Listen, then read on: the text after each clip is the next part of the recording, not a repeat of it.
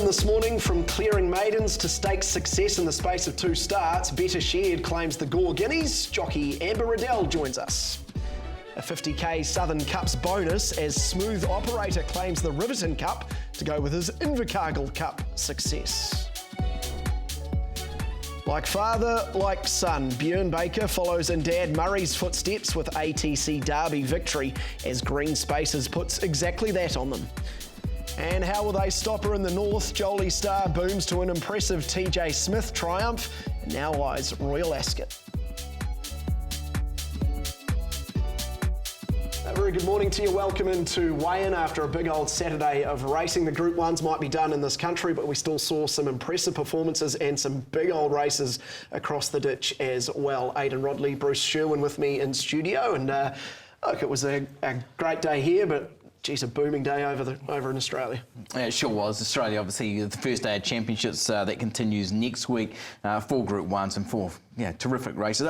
They had a bit of rain there, which was obviously a little bit of a dampener, but I think we saw performances from the top draw. A really good day's racing out of Riverton as well. Obviously there was a little bit of a track bias there that we saw leaders, especially those who were able to take advantage of an inside barrier draw, take their chances, and some really nice performances out of Ellerslie as well. So all in all, a pretty good day's racing when it wasn't one of the high build ones. No, it wasn't one of the elite days in terms of racing coverage from New Zealand, but we had some great stories out of Riverton, some good results down there, and day one of the championships, some of the best horses in Australasia. Yep, exactly right. Well, we can start here in New Zealand, though, with the Gore Guineas, won impressively by Better Shared. The first of our features, the Gore Guineas at listed level, the final leg of the Southern 3-year-old Triple Crown. Runner number 8, Better Shared for Kelvin Tyler and Amber Riddell, has the coveted inside alley. Broke the maiden last time out here. That was on a heavy 10, however. At home, she's certainly getting her chance here, but similar to Queen of Sheba, she's got to make the step up. Queen of Sheba, the inside gate, could prove to be very valuable real estate here with Better Shared as well. For the rescheduled Gore Guineas here at Riverton in the World Solar Gates, 1,200 metres ahead of them. The final chapter of this trilogy is about to be complete. Set. Racing in the Guineas. Better Shared flew out and is going to lead early. There's a charge forward as well in behind. What About Peace? Matacopa Falls goes forward, along with Steezy and Champagne de Blue. The leader out in front, Better Shared, who pinged it like a greyhound, leads by a length and a half. They're really going at pace. 500 metres to go. It's Better Shared in front of Steezy. Getting a gorgeous run behind them, Queen of Sheba. Better Shared on its back, Queen of Sheba. Then Steezy, Miss Starlight and Matacopa Falls. Better Shared by 2. Then Queen of Sheba and Miss Starlight. Better Shared by a length, Queen of Sheba. It's Better Shared and Queen of Sheba. Better Shared and Amber Riddell wins. It looks as though the 8 may have just got there. The 8 Better Shared has now been confirmed as the winner for Kelvin Tyler and Amber Riddell. But that was a super ride by Amber Riddell. She took full advantage, Mark, of that inside draw. Yeah, bounced out of the machine, Better Shared today. The 2 runners coming out of maidens have run 1 and 2 in the Gore Guineas. Yeah, but she's a very fast horse. And went to Drew 1 in his inside fast lane. I was pretty sure she'd fly the gate, and I'd hoped that she would, in the perfect world, fly the gate by 2 on that every lane, and that's what they've done. And like she's bred to be fast, and she's lightning. Got pretty tight there, didn't it? But she stuck on really well. She's a genuine horse, so yeah, it's just our lucky today. But it's been a race that's been good to us. So another one that's great. That's my first listed win, and to get it for Kelvin and Alan Tyler and the whole Tyler team has just been amazing. They've just been such big supporters of me, and I can't thank them enough for everything they've done. She's got a lot of gate speed, so drawing gate 1 today was just the key. She got an easy lead, and I was able to get some real soft sectionals. Her breathing was good, and she's just a really tough filly and dug really deep to the line. Last year I had 4 winners here today, so I love it here. This is my favourite meeting.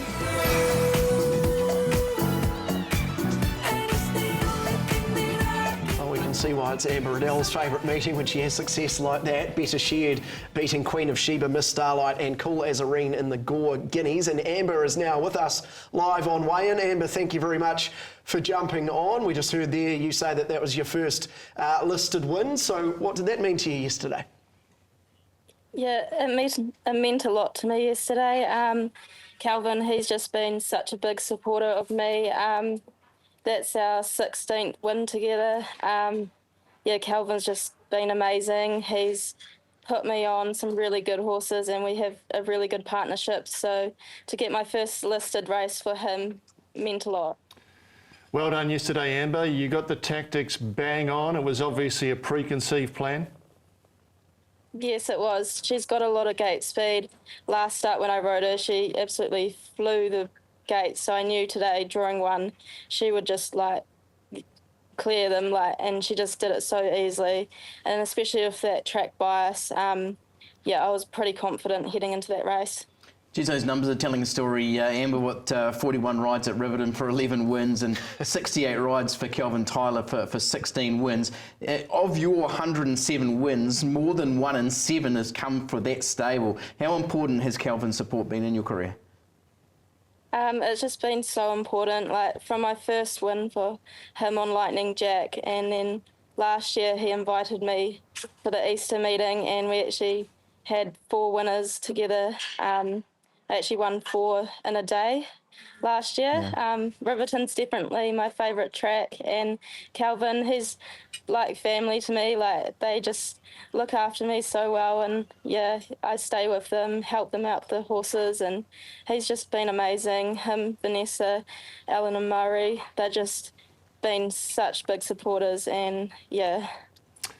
Amber, obviously you're the daughter of Jonathan Riddell, Group 1 winning jockey, but tell us a bit more about your background, even outside of racing. I believe there's a university degree there, and your pathway to get to this point as our leading apprentice jockey.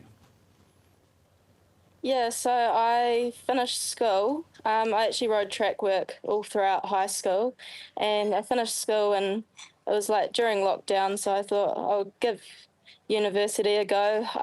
I've got a degree in sports science, and yeah, as soon as I completed my degree, I just knew that I wanted to be a jockey. I had 3 seasons as an amateur jockey, and yeah, I just knew straight away that that's what the career path I want to take. And Amber, we've heard about your dad and the impact that he's had and the impact that Calvin's had. Who else has perhaps played a big part in getting you to this point and in your career in the saddle so far? Now through gate 19. Yeah, so Dad's been a big help. Yeah, any advice I have, he watches most of my races, and yeah, he's been a big help. So is my mum. Yeah, it's just great to have family in racing and people to support me, and us. Like, I can get as much advice like out of them as possible, and yeah, it's been great. Does he get grumpy, and is he generous with his praise?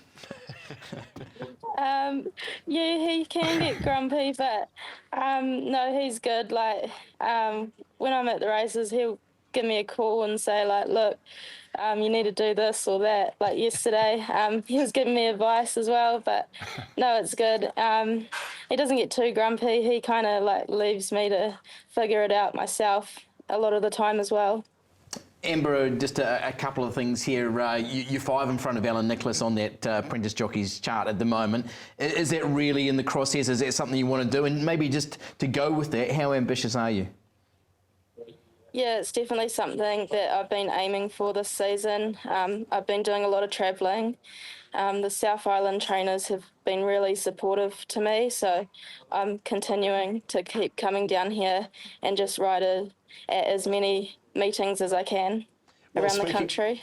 Well, speaking of travelling, Amber, you're off, I think, to Wellington to then head to Brisbane for the National Apprentice Series over there. What can you tell us about that, and what does that take the form of, and how did you get that opportunity?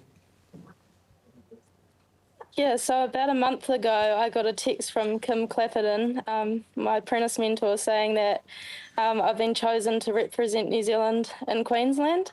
And it was a big shock to me because I had no idea about it, about the series.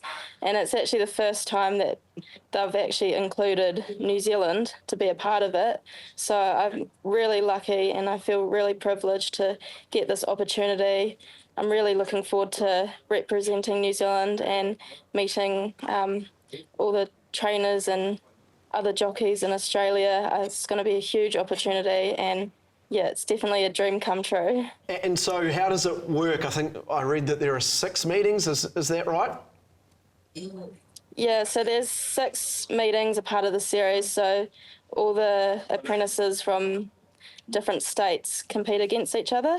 New Zealand's just a part of this one meeting at Eagle Farm, but hopefully in the future that we'll get to be a part of it. Maybe some more New Zealanders can go over, or they could come over here. Yeah, it's quite exciting, and hopefully it can continue. Yeah, absolutely. Well, it's well deserved for you, Amber. Well done on yesterday, and safe travels over there, and the very best of luck. Thanks so much for giving up your time this morning. Yeah, thank you very much. Awesome. Amber Riddell there, who had success in the Gore Guineas on board Better Shared, and she's been riding really well this season, Amber. Well, even her presentation there, that's brilliant, isn't it? See? No, sure is. She's a really mature jockey. She's 24 now. And she spent time not only, around the Tyler stable, around Lisa Latta, who's her mentor, but she was with Ben and Ryan Foote for a time, Kevin Myers. So she's had a really well-rounded career. Obviously, she talks about Dad, Group 1 winning jockey, both sides of the Tasman. Mum, Trina Riddell, who's been immersed in the racing industry, one of the Murray Baker school as well. So. She's doing a really good job. Not only top of the apprentices, but she's 7th on the senior. So she's doing a fantastic job. Yeah, absolutely she is. Well, we can take a little bit of a deeper dive into the race. Better Shared beating Queen of Sheba, Miss Starlight and Cool Azarine. And look, we talked about it at the start of the chat with Amber that it was a bounce and run type race because we'd seen what was playing with the track. Bounce and run kind of day. Yeah, very hard, if not impossible to win unless they found the rail. Anything outside of 3, found it very hard all day unless it had gate speed. Prime Spot, we saw that shot out of the gates, that was the key. Began brilliantly, and the only danger was the horse that came off its tail. Miss Starlight's run better. Good to see her getting back to something like better form. And they came clear, but impossible for horses off the fence. Yeah, I think that gives you real credit for Cool Azarine, who's made up pretty good ground late for 4th. But one thing about this, I know Kelvin Tyler, it's his home track. On the radio in the morning, he'd sort of said, this is going to be an up and in day. So we'd worked it out, got tactics brilliantly, and he said that in his post-race as well. So just a well thought out plan, and it's been executed perfectly with a very good Amber Riddell ride. There'll be a lot made of the track bias, but in my experience, whenever it rains, it's hard to predict where it's going to be. A couple of weeks ago at Tauranga, it was a mad fence bias on a wet day. On the same day at Wanganui, they were coming to the outside. Then we had the issue at Trantham last week where it was probably track overuse, which saw a fast lane near the inside. It is a problem, and hopefully we can address it coming out of that in terms of whether there was any red flags and track preparation. It's not easy to sort out, but it can be sorted out. We saw it at Ruakaka a few years ago. That was just as bad as it's got. In recent times, Ruakaka's been one of the fairest tracks in New Zealand, so it can be sorted out. We saw Ellerslie sort of being talked about as maybe an on-speed track. Boy, yesterday, it was more favoured swoopers, but there was a lot of speed in those races. They went hard at Riverton yesterday, but they were still, there was no real pressure. Those leaders were getting, as Amber said then, there's no pressure in that race. Yeah. Okay, well, we can hear from some beaten jockeys and get their thoughts on it. Corey Campbell with Queen of Sheba. Close, I actually thought at the time I got the bobbin, but she's fought on really gamely. She's really attacked the lines. She should be in for a good autumn. She won a really good race. I was very happy with the result. I think she would have liked a bit of better ground and she would have been right in it. Pretty good run for her. She's a very tough filly. Came out good from the barriers. The pace was on. We knew that it was going to happen. So managed to get in a good spot following Miss Starlight and Tina, and she quickened well down the straight. Just if it was a bit extra distance of 1400, I think she would have been right there. But nonetheless, over the 1200, she still ran a good race at the end. The beaten jockeys there out of the Gore Guineas, and there are a couple of races that we'll take a look at on the other side of this break. But since we're talking about the track, we actually have a bit of data for you to show the situation really, and this kind of tells you where you needed to be and the best barriers to be to win the races. Prime, as it says, prime real estate, inside barriers and near the rail, so only horses that were wide got forward and on the rail. It made it very hard for those off the fence, and a lot of compensation for those horses. But how much?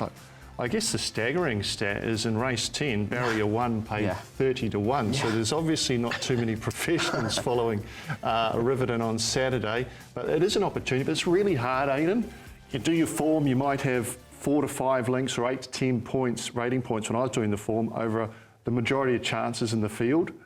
When track bias plays, and you've got a horse rating a couple of links clear, and it's I would have it say at $1.80.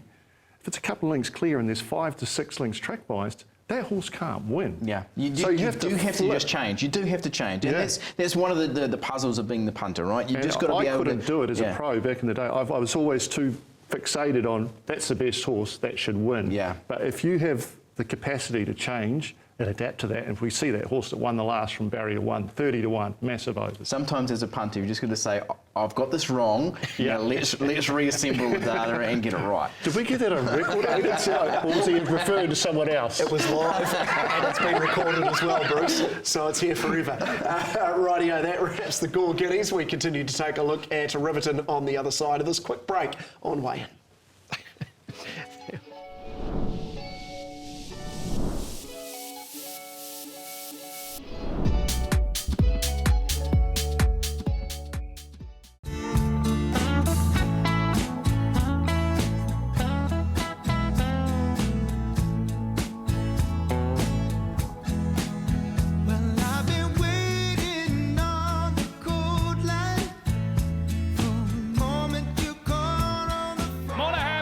Carrier's Arms colours wins on Riverton Cup Day.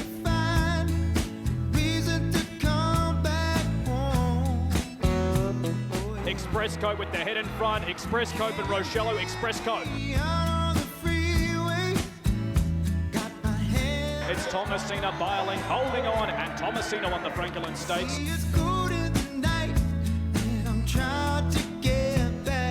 Smooth Operator puts its neck in front. He's too smooth for them, and Smooth Operator won the Riverton Cup.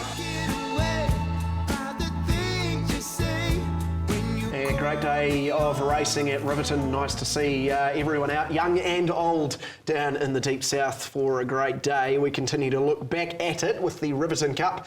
Now, our next race to delve into, this one by Smooth Operator, Riviera Rebel, Sight to See and Bauble. And once again, Tina Komaniagi utilised the #1 barrier and play it again, Sam. Yeah, yes, exactly. Leader, Riviera Rebel, his shares improved dramatically with the way the track was playing up and in, so he was able to offset the wider gate and get to the front. Smooth Operator in the trail, and 3 back, Sight to See, who didn't have all favours, hampered and probably an unlucky loser. But Smooth Operator gets up to win, putting together a really good horse's record. 8 wins from his 44 starts and over 300,000 in prize money, and a $50,000 Southern Cups bonus. Yeah, and it's been so consistent through those cups. Won the Invercargill Cup, 5th in the Dunedin Cup, and now takes out the Riverton Cup. Even in that Invercargill Cup, when he was able to score by 6 1/4, this time he's been made to work a little bit more. But like you say, Riviera Rebel, that's more of, I thought been really disappointing leading in, but now a few weeks out from the Canterbury Gold Cup, it's a chance of going back to back in that. But a really good performance from Smooth Operator, and credit to Stephanie Faulkner. She's handled this horse beautifully. Okay, we can hear from some beaten jockeys in behind Smooth Operator, starting with Riviera Rebel, who was ridden by Krishna Madhu. He gave me his 100%. He put himself in the race. I had an easy lead. But in the down straight, I got to take a bit early, but that didn't really worry him. He gave me a very gutsy effort. Yeah, we got into a lovely spot, 3 back the fence. She was travelling beautifully in the running. At the top of the straight, we had a little bit of interference and we were very unlucky. Just stuck to the inside because that's the best part of the track, but we haven't got a run, and it only came really late. The split came late, but she's gone huge, and yeah, she definitely won a good race and quite proud of her. He went massive run like today. He just got tired the last 50 metres, but massive run for him today. The beaten jockeys there out of the Riverton Cup. Anything to add about the ones in behind, Bruce? Yeah, well, obviously with the track bias, it's a bit of compensation or forgive cards with horses like Capadel Impero and Mayor of Norwood, so they had an impossible task with the way the track set up. But just a little note on the Riverton Jockey Club are there with putting up 80,000, good stake for a cup. They've done well, and they were some of the force behind the Southern Cup bonus. So I think it's been well supported, another capacity field here and a good result. Geez, we got a nice push there for a sight to see from Amber Riddell, just saying Yes. the horse was luckless. Goes around in the Open 2147 tomorrow with Floor Moorman Where's taking it 3 drawn? off down to 53.5. Will be very hard to beat. Where's it drawn? Draws, 14. Maybe it's going to play a little bit differently second time. We'll wait and see. We move along to the Open Sprint over the 1200 metres, and we just obviously spoke to Amber Riddell. Well, she was on board Express Cope, who beat Richello, Motion Time and Miss Brittany. Yep, barriers 2, 3 and 4. Thomasina in front on the fence. A little unlucky in the trailing position there. And the red colours was Motion Time, just held up. Probably would have gone close to winning, but Express Cope just presented at the right time in the home straight to get by of the runners there, and a good effort. Yeah, obviously Richello's gone a tough race, and Motion Time closed off nicely in the end. The first 4 in running were the first 4 home, but even so, expected more of Martel. I know he's got back, but I just expected him to be able to round that off, and he really didn't. So again, it was an on-speed dominated race, but Express Cope out of the 1-1 under Amber Riddell, who, as we spoke about, is riding so looking well. at Thomasina, who wore the same colours later in the day, but yes, Express Cope loves the track there. Great record there for the Pitman stable, and well handled there by Amber, giving a feature double on the day. Yep, so they will have day 2 of their double-header down at Riverton tomorrow, Easter Monday. We head up north now to Ellerslie, where it wasn't a Group 1 day, but geez, there were some still very, very good horses rolling around, and here's one of them in Slovakia, who sat well off the speed here in the Open 2200, but Michael McNabb had plenty of horse under him, and he knew it too. Very impressive, wasn't she? Ridden quietly. The tempo, so wasn't it nice to see good tempo in a staying race? Throughout the day, even throughout the day. But yeah, as you say, those 2 horses, Giacomo and High Country, who were the speed, they did drop out. Yeah. But Slovakia, she has been progressive. She's just emerging through, and Ken and Bev Kelso, as they do, taking their time with her, and I think they're about to reap the rewards. Really nice one yesterday. They'll probably now look to turn her out, but she'll come back and be anything. She's a cup source next season on what we've seen. Khan Hunter, the old boy, winding back the clock. He was good because he wasn't far off that high pressure up in 3rd or 4th throughout, so his run's respectable in 2nd, and Rusty Lane getting home for 3rd, dead heating. He's a shocker, and he's second run back from Australia, so he might find a place soon. Yeah, Slovakia runs the quickest closing sectionals. He's a shocker with the 2nd quickest last 8 and 6, and Rusty Lane with the 2nd quickest last 4 and 2. Rightio, on to the 3-year-olds. We go over the mile. La DM beats Navy Ensign, Celtic Tycoon and Glance, and it was a triple attack from Stephen Marsh, and it was the outsider of them that got the job done. Yeah, aggressive ride up on speed, suited. Well, it's just only eyes for one, isn't there? Glance, they've had a huge rap on her, and she's probably an unlucky loser in the grace colours, the green with the yellow sleeves. Yeah, Michael McNabb tried the Slovakia ride with a couple of them late in the day and didn't quite get the same result. But this one here, a 3-year-old filly by Wootton Bassett out of the Group 1 winning mare, La Diosa, who raced as La Bella Diosa in Australia. It's a really nice pedigree and a nice performance from one who's got a little bit in front of it. Now the question is, do they press on up to the 2,000 metres of a Group 2 championship stakes or not? And we did see Solid Gold actually run a quicker time, who probably heads that direction as well. I thought it was a good run by Celtic Tycoon as well. It is, good run, and the My Racehorse colours from back and wide, she's worked home really nicely. She's improved since they've ridden her a bit quietly, and Navy Ensign took forever to win his maiden race, but he's put together 2 really good runs. I think that was a good race, that 3-year-old race, but I'm really impressed with Glance moving forward. I would have had her as my weight watcher for the week, but I've already tipped her previously, I think. Yeah, Celtic Tycoon did move in the closing stages on Glance. So just going through that starts report and just hadn't had a bit of a chance to say, just saying that it was placed under pressure and had to be corrected. But it did close in when maybe Glance did have an opportunity to get through that gap. So, yeah. Yeah, okay, we'll move along to the Open 1300. That was a long-winded way of saying that's a black book. Yeah. You'll have your chance for a black book later in the show. We move to the Open 1300. Camden Hill here beats Master Faye, Yaldi and Machino, and this was very close to being a first win first race day ride for high intake O on Mr. Fay, but then one Opie Bosson just had other ideas. Yeah, just got a little bit loose on the corner, did high tech O, but in his first ever ride, it was a hell of an assignment in an open handicap at Ellerslie aboard of Master Fay. He'll learn plenty. He's in a great space under one of the better jockeys we've ever seen, Chad Aldley, in terms of ability. Yeah. Just only weight held him back from being an elite jockey, but just caught in the last couple of hops by one of our best in Opie Bosson. So much down the straight, it looked as though Master Fay was going to hold Cannon Hill off. Cannon Hill, it's a very nice Easter handicap trial. They'll go to the 1600 metres in a few weeks' time, but Master Fay just continues to race really well. I did speak to Yontek afterwards as he's leaving, and he got a great thrill out of it. So terrific. And obviously we did interview Opie Bosson afterwards and said, "Geez, you've heard the fairy tale." He said, "Well, I like winning too." And who can blame him? Yeah. Who can blame him? He's done a fair bit of that. Yaldi was good from the back. Yes, he was. And again, making ground through the inside. Maybe they perhaps could have gone to the outside and really unleashed, but his run was terrific. He seems to be going the right way. Okay, well that wraps everything out of New Zealand. On the other side of this quick break, we take a look at day one of the championships, and it was a great one.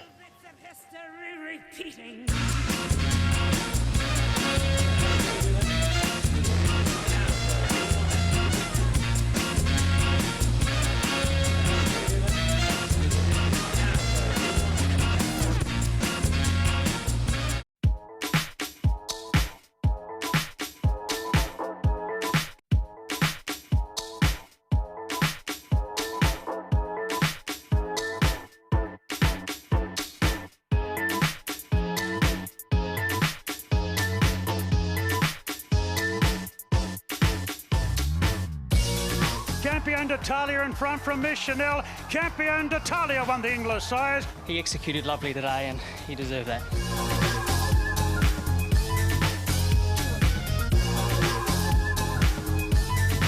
She gives me every... Giga Kick is lengthening. Jolly Star in front of Giga Kick, and she does it again, Jolly Star. Yeah, she's flying. She's just a wonderful sprinter.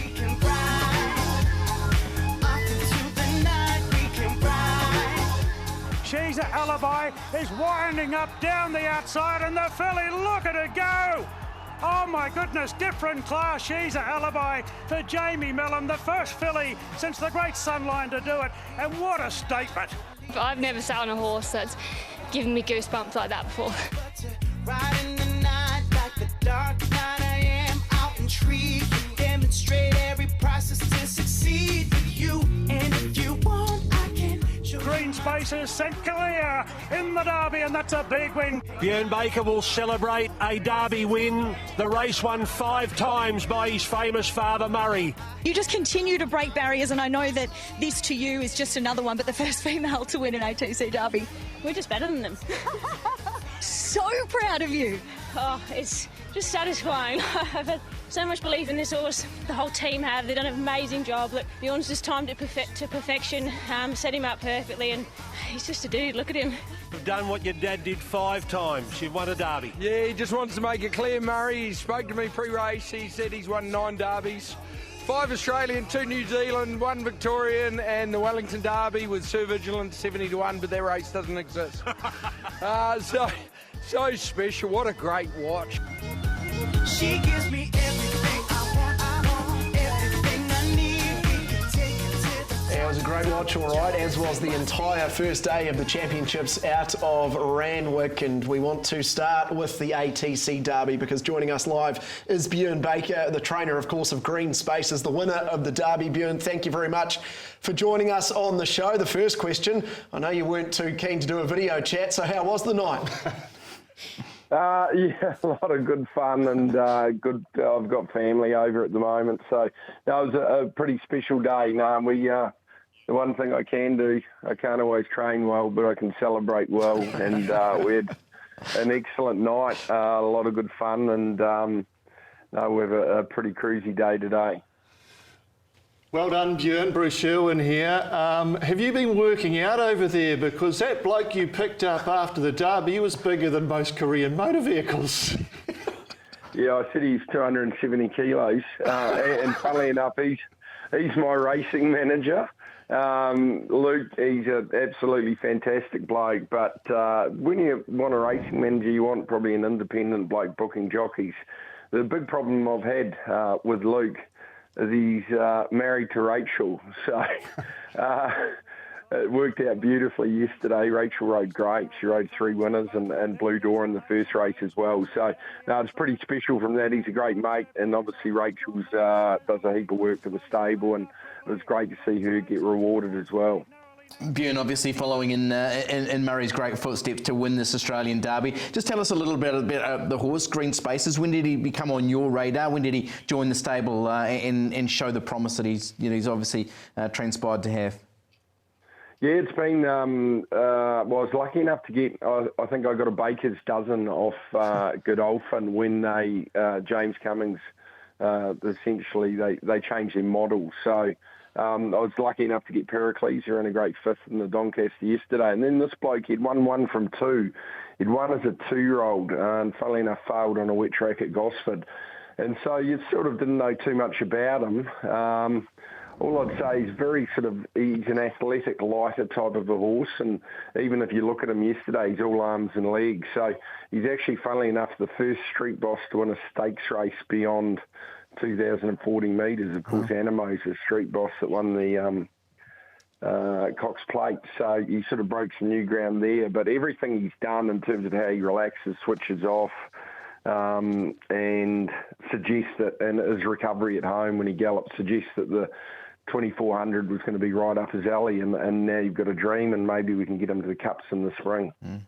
Bjorn, yours is one of the great success stories of New Zealand trainers relocating to Australia. Career-defining moment, training for the Sheikh. Looking back, is there a horse, when you went over with a relatively small team, a horse or horses or a moment that really set your career alight in Australia?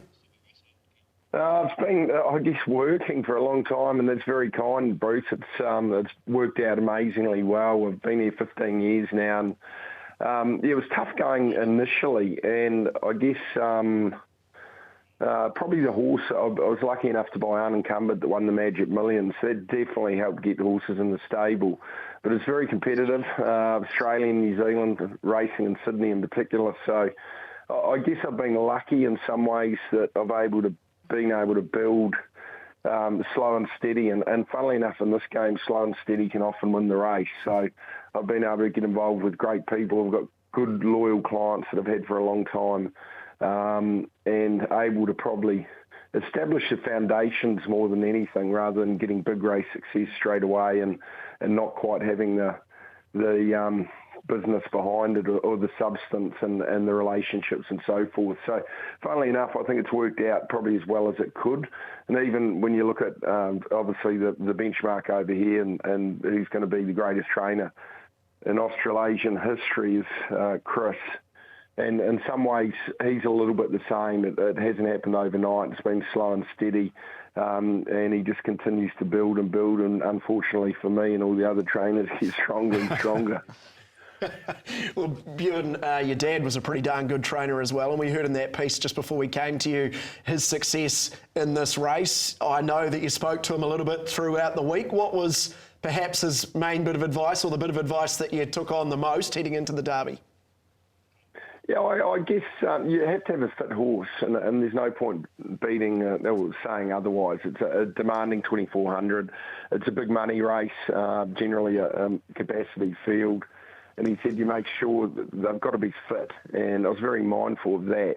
Particularly, he was coming out of a slowly run Rosehill Guineas, where they probably didn't go that quick. And Rosehill can actually play a little bit easier than Randwick, so you go from a soft 2000 to a tough 2400. So I was very mindful of that. So he had a couple of really good gallops at the end of last week, then on Tuesday, and then on Thursday I even did a little bit with him, just to make sure we take that edge off him and he relaxes. So funnily enough, Murray's 5 winners in the Derby were probably all they were all treated very much as individuals. Some of them came through the Tulloch Stakes. Obviously the standout of those is probably Dundee. So he was a freak of a horse and so good that he didn't have to do too much on the training track. Bjorn, you've been round some nice 3-year-olds you spoke of there, Dundee and also the Lion Tamer. Where's this horse sit in the pecking order, and what's his ceiling? What are you looking at next season with a horse like this? Yeah, you've got to dream. You've got to look at those cups, Bruce. So he's been. I think his run. Even I was surprised he didn't shorten up after Autumn Boys went such a good race. Pardon me, in the Doncaster. I thought the form really held up from the Rosehill Guineas, and I think he's going to continue to get better. He's still, even looking at him, is still a little bit immature. He's still a colt, so I think he's got more development to come, and I'm hopefully, you never quite know how they go from 3-year-olds into open age group, but I'm confident he can at least be a player in the big cups races. Yeah, and you've had terrific success really across the spectrum of horses you've trained. You've had the 2-year-olds you've mentioned, the Magic Millions, the Overpasses, the Steffi Magneticas, and now producing a Derby winner. Any preference, sprinters, stayers? I guess I'm an Australian. Maybe I would say I probably lean towards sprinters a little bit more, and maybe even a little bit more focused on 2-year-olds. I've been lucky enough to have a really good last couple of years with 2-year-olds, and even winning the Kindergarten Stakes yesterday with Blue Door in the first race was a very important win. So from a commercial point of view, and getting bigger and better, that's where some of the huge upside can be. And even the well-bred size produce winner tomorrow, he's definitely got a home at stud. So some of those things are pretty exciting if you can get involved. And I've been lucky enough to have 2 good colts this year, and Warwoven and Paradoxium. It didn't quite work out yesterday, but that's a pretty exciting part of it if you can manage to get a good colt or even an exciting filly. Bjorn, you talked about those 2-year-olds. When will we see Blue Door next? And even the 2 that ran yesterday in the sires, when will we see them next as well? Roccini, I thought she ran really well in the sires, so we'll possibly look at the Champagne Stakes in a couple of weeks. Up to a mile for a 2-year-old, it's demanding, but it's a Group 1, so if you can have in the run top 3 there would be a huge result. Paradoxium will go out, and we'll probably just focus on a race like the Coolmore. And Blue Door, because she won yesterday, there's not a whole heap of options. Otherwise, we go to possibly Brisbane, or we put her out and bring her back for the spring for some of the good 3-year-old races. So she's an exceptional filly. I thought she was going to be very vulnerable yesterday with one trial. And I thought she was gone at the 100, but she was very, very strong late. And she's very fast. So I think the best is yet to come from her. All right, mate. Well, we really appreciate you jumping on. Rest up today after your big night last night, and best of luck next week for day 2 of the championships. Hey, go well. Mate, we can't rest up. I've still got tickets to the Warriors Sharks, mate. We're going to smash them. We certainly are, mate. Well, you enjoy that. Thank you very much for your time. Do appreciate it. Bjorn Baker there, not only had a good day yesterday, but let's hope he can enjoy a Warriors victory later on this afternoon. Let's take a look back at the race a little bit deeper. Green Spaces beating Designation, Storm Leopard and KJ, and he just travelled superbly throughout, almost put him to sleep. Yeah, set up beautifully. Look at him on the corner. He's the only horse still on the bridle, and that white cap looming wider. So terrific. He's from an interesting pedigree too. He's a half to the very good Group 1 galloper Trekking, grandson of Serenade Rose, who did the Oak Stubble in her year, and it's the family of Jaffe, so a little bit of New Zealand flavour in that pedigree, but just a dominant display, wasn't it? It really was. It was a confident ride too from Rachel King. Yep. Great to see her get further success, and he had classic success, a Derby win. That hasn't even been done here in New Zealand as well. And for Bjorn Baker, who got, I think, the second Group 1 of his career with Lion Tamer in 2010 Victoria Derby. That was on a day that rained a fair bit as well. And geez, there was a fair bit of rain yesterday from Rosehill. Just speaking to Roger James this morning, they did put the wet track down to Road to Paris's defeat. I think there was 17 mils within the space of an hour, and it continued through the day. Said that Road to Paris has come through the race pretty well. Come back home, I think, tomorrow, and we'll have a pretty loose spring before they decide what will carry on. Just on Roger James, a couple of things. Solid Gold was terrific at Ellerslie. We'll head to the championship stakes now, and then possibly onto Brisbane for a race like the Queensland Oaks, and they are already have Swans Day heading towards a Stradbroke handicap, so Brisbane definitely on the radar for that stable. Okay, nice. Well, let's hear from some beaten jockeys from the Derby, starting with Tyler Schiller on board Designation. Yeah, he's run out of his skin. He stays all day and he just kept plodding to the line, but very strong staying performance. Yeah, extraordinary effort off the back up. You know, the winner was set for the race and won accordingly. So he's got a bright future, our bloke, in the staying ranks, and looking forward to seeing where he ends up. He went super. He just wants a quicker ground than that. Mid-race pace probably didn't really suit him, and he just didn't finish the race off. The beaten jockeys there out of the Derby. We head straight to the Doncaster, and my word, this was some performance. About here, you thought, how on earth does She's an Alibi win this race? And not only did she win, she put an absolute space on them. Just the arrogance of the win. Let's just go back to second last, follow them round and come 20 wide on the corner and win on the bridle. She is freakish. Unbelievable. And there's talk about, seeing a few social media posts about what the blinkers have done to her. She is just an out-and-out star. And to be doing this to this quality of field, it was arrogant. Geez, what's in front of her? Yeah. Well, yeah, that's the thing. And the fact that she was a $10,000 weanling purchase. She's now made more than $4 million and she's only a 3-year-old filly. It's outrageous. Just going back through her form, she got beaten in a Rockhampton maiden, 11th of April. I want to go back and watch that replay. Yeah. She ran second. Just one point of that, Jamie Mellon's 19th Group 1. She's closing in on Sam Spratt for the Australasian record. Sam currently holds that with 23. Okay, nice. We'll keep tabs on that. I think we can hear from some of the beaten jockeys, starting with Kieran McAvoy on board Autumn Boy. Great run by him, yeah. He travelled nicely, enjoyed that ground he presented at the top of the straight, and the winner was just too sharp. Yeah, he ran terrific. The winner put us away quickly straightening, but to his credit, he gathered himself back up and was really strong over the last furlong and a half. Yeah, look, he was unbelievable, really.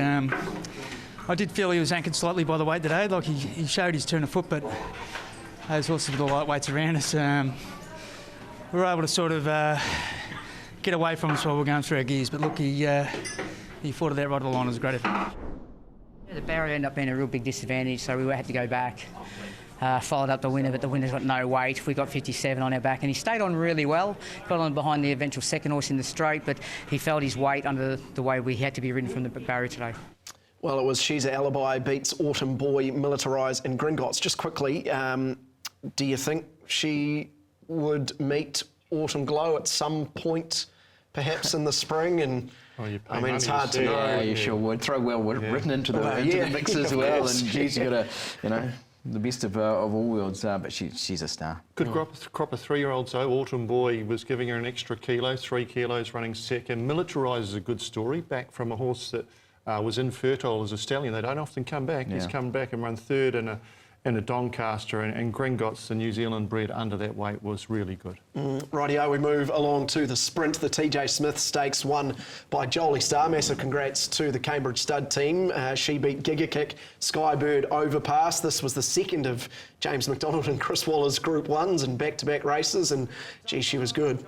Yeah, she's established herself as one of the elite sprinters in Australasia and heading to Royal Ascot, so love to see her in action up there. And this was a terrific field. It had depth from top to bottom. 10 Tyrus, perhaps a forgive on the ground out the back there. Briasa, the winner from last year, and Jimmy Starr working home out wide, but she was terrific, and she does seem to have gone to a new level this prep. She just keeps on doing this, doesn't she? Now 10 from 21. She does it on all track conditions, and she just knows when the big occasion's there. TJ Smith is, is regarded as the autumn Everest, and she was really good. Again, those Group 1 records for Waller and McDonald. I think it's only 6 away now for Chris Waller hitting 200 Group 1s, and James McDonald now to 134 just extends his and record. Congratulations to Sir Brendan and Lady Jo celebrating a 28th wedding anniversary, and what a good present that was. Yeah, not a bad way to do it, that's for sure. Congratulations, team. Rightio, let's hear from some beaten jockeys. Zach Purton on board Gigakick. Yeah, great run, really good effort. I thought he had it at the 150, but he sort of just peaked on his run a little bit. Yeah, look, she went super. Thought we had a nice enough run. Probably just peaked the run a little bit with 50 to go. He's back on track and he'll be peaking third up. Yeah, look, he began well, but never really travelled for me. I sort of got a chance to get off the fence, but I was sort of upping him most of the way just to get on the bridle. He travelled just before the bend and they sprinted left again. Whether it was ground, he didn't get through it, but he didn't help me much. He didn't travel all through the run. The beaten jockeys there out of the TJ Smith Stakes, Jolie Star beating Giga Kick, Skybird and Overpass. And the last Group 1 of the first day of the championships that we can take a look at is for the 2-year-olds. Campione d'Italia, Miss Chanel and Fireball was how they finished in terms of 1, 2 and 3. And look, it was quite the interview from Jerry Harvey post-race, but this has set this horse up for a good career at the start. What a great ride too from James McDonald. If you want to go back and watch it from the start, he was third last early, and he just snuck positions close to the inside to be close enough and fifth on the turn. And commercially wise, one of the most important races of the day, a 2-year-old colt by Schnitzel, a $500,000 purchase who ran fourth in the slipper, establishes a place for himself at stud, a race that was won by Animo back in 2021. So it's got a decent honour roll, and a Group 1 winning size winner gets his place and his opportunity at stud in the future. Just love the way he quickened at the 200 metres, and obviously he was very good in the slipper, coming from a long way back to finish fourth the previous week. Jerry Harvey obviously is pretty colourful with his language in a couple of those interviews. You can still go and see them on social media, but you won't be seeing them on the show. Well, we did ask, but no, probably best we don't show you that, but if you do want to find it, you can definitely do that. That wraps the action out of Australia Day 1 of the championships done and dusted, although I think actually I've jumped ahead of myself because we can hear from some beaten jockeys out of the English size. Yeah, there's not been as tough as her. Very gallant effort. She just copped the check at the start, was a bit further back, but she had a lovely uninterrupted run through into it. She was strong right through the line. Yeah, he ran extremely well. He's a lovely colt, and just the draw made it a little bit tricky for him, but very gallant in defeat. She flew out the gates probably even better than I thought she was going to. Travelled well through the track, but just the last 100 metres when I let her really go, she just sank in that track a bit. The horse ran huge, made an error in judgment in trying to cut the corner and didn't get a run through, and then he was held up and got home good late. They're out of the English size, the 2-year-old Group 1. That does indeed wrap the Australian action. Don't forget, team, tomorrow over in Hong Kong, we see Kai Yang Rising roll around again for 19 in a row. Yeah, and he's not going to Ascot. That was, of course, an April Fool's joke, which even caught out Chris Waller. They even were reconsidering Jolly Star going to Ascot if he was going, but they got caught as well. The joys of April Fools, eh? Anyone can get you at any time. Rightio, we will take a break this time. On the other side, we catch up with our moments of the week and our Weight Watchers as well.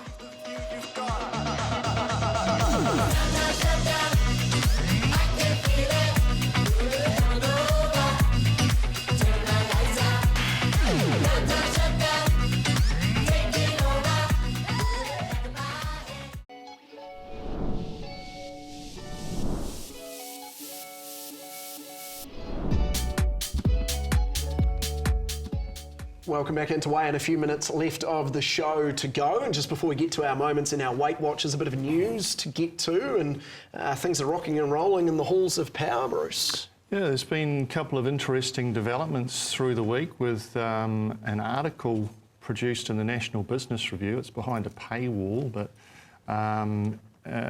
warning of an unsustainable and loops of decay was the heading for the article in the NBR, and it's a leaked report for the Ministerial Advisory Committee, and that Winston Peters Racing Ministerial Advisory Committee is chaired by Sir Peter Vella, Sir Brendan Lindsay, Greg Tomlinson, Mark Chittick, Ken Brecken and Steve Thompson from Harness and Chris Waller. That report's been leaked to the NBR. Some pretty concerning developments, a decline in the horse numbers and race numbers, obviously, we're seeing that, and the likelihood that NZTR and HRNZ will have exhausted their reserves by 27-28 when we come off the minimum guarantees, and they've made a couple of recommendations. We've only seen parts of that released in that NBR article. There's been a response in the Straight, which is not behind a paywall. You can read that, NZTR's response, and they're downplaying the infighting rumours that are circulating, and HRNZ even producing a document yesterday, an email suggesting they were reviewing the Ministerial Advisory Committee report and It's an evolving and developing space. Yeah, and it is a little bit concerning, especially because obviously the Entain deal goes to 2028, so it's worth $1 billion into the industry. But you know, some of the numbers they have been skewed a little bit because it's not all around stakes. There's some of it around infrastructure and things, isn't there? That obviously it all adds up. But it's obviously something for us to be a little bit concerned about because you know it's the longevity, it's the health of this industry pressing forward, and obviously NZTA are concerned enough to be sort of talking about bringing legal sort of things in as well. So, but it wouldn't be a document that would be leaked without a lot of thought going in behind that. So there's a little bit of water to flow under this bridge yet. And no one's really commenting at this point either. They're from TAB or Winston Peters says he's yet to go through it thoroughly. I'm not even sure it's been officially presented to him. But it's an evolving piece, and we'll see what path it takes. Also, a bit of jockey news coming up this week. Lily Sutherland due to return. Sutherland, great to see her back. Last season's champion apprentice. She's had a battle back after a track work injury, and she takes rides tomorrow at Wanganui. And a get well message to Jasmine Fawcett, who's been doing really well. Hasn't she turned her career around? Really well. Unfortunately, a freakish track work accident will see her out with a broken back for some time. So speedy recovery, Jasmine. And even on some wedding bells ringing. Ryan Elliott and Holly Wynyard married this weekend. Well done, team. Yeah, congratulations to them too. We went round on a track work on Wednesday, said, you got a best bet for us? And said, no, best bet is that we're getting married. So they're off and did that themselves. So that's fantastic. Yeah, thoughts obviously with Jasmine, I think it was just a track work injury where a horse sort of T-boned another as they're going out to work, which is, you know, by all accounts, it's not too serious, I think it's just a fractured vertebrae. And just going back into Lily Sutherland, I think they've done the right thing. You know, head injuries take time. They take a long time to heal. We've seen that with Jamie Mellon, with, obviously, who else was the other jockey in Melbourne, who's Ethan Brown, who's had that, and we saw it with Michael Walker. There's so many jockeys who, you know, they just need time. Head injuries take a long time to recover, and you just don't want to be getting out there too soon. She's been on the sidelines for a fair while, Lily, and we know she showed herself to be a jockey of real calibre when she was riding last. Welcome return. Yep, well said. Rightio, we move into our moments of the week. First up, and Aidan, you're first. Yeah, I'm just going to take you back to Sydney yesterday, and fantastic to see these colours, the colours that have sort of injected so much into New Zealand racing in recent times with Sir Brendan and Lady Jo Lindsay there with Jolie Starr. She's just putting together such a record, and she just keeps on stepping up, and you know, remember 1,000 guineas win. Now she's established herself among the best sprinters in Australia. So off now to Jubilee Stakes at Royal Ascot, and of course it was a race that these colours were successful with in 2020 with Hello Yum Zane, and wouldn't it be great to see her do it again? Very much so. Bruce, you're up. Well, sometimes in racing, a race is more than just a horse race. It's lowly maiden yesterday at Riverton, and it meant a lot to Kelly Shearing in the post-race, and then later we heard the interview where this horse, Baker's Dozen, the paddock mate, had died in what was a freakish medical event through the week. So this meant a lot to them, and that was special. I like that. Yeah, really cool moment. Great moment, absolutely. I'm heading back across the ditch for She's a Alibi.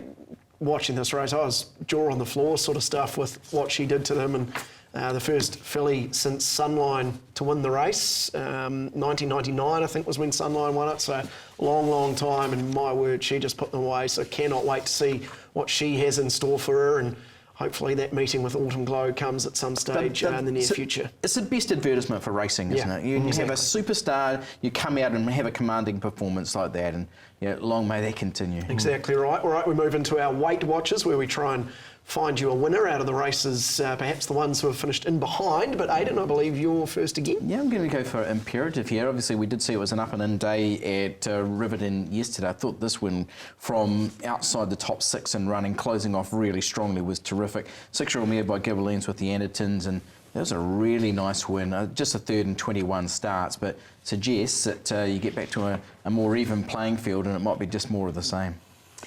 I really wanted to go Glance, but I've already had her previously. This is a horse worth following. I think the race is worth following. Utopic Warrior on debut had been good at the trials, and he kind of clocks off late. He was an expensive, ready-to-run purchase who probably has a future in Hong Kong, but this horse is easing up the ground and just misses. And I even think the third horse will be winning, Manolette, pretty smartly as well. I think a good race, but Deprive had the red flashing light. Well, that leads nicely into mine because Kelly Van Dyke trained Utopic Warrior, and she also trains this runner who has hit and run and stood at the gates and missed them by 5 or so lengths. And look at the way that this horse finishes off this race, hitting the line nicely for 4th out wide. I thought it was a big run, and a feeling from me anyway that a win might not be too far away for that horse. So here we go, wrapping our Weight Watchers. Aidan with Imperative, Bruce with Deprive, and I am with Kelly Van Dyke's runner, Hit and Run.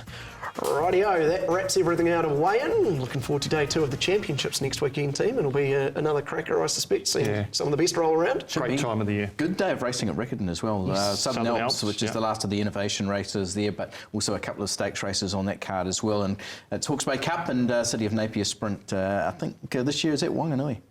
Yep, good day's racing coming. Yep, don't forget Easter Monday racing as well. Speaking of Easter, it is time for some chocolates. Hope you have a good Easter yourselves. We'll see you same time next week.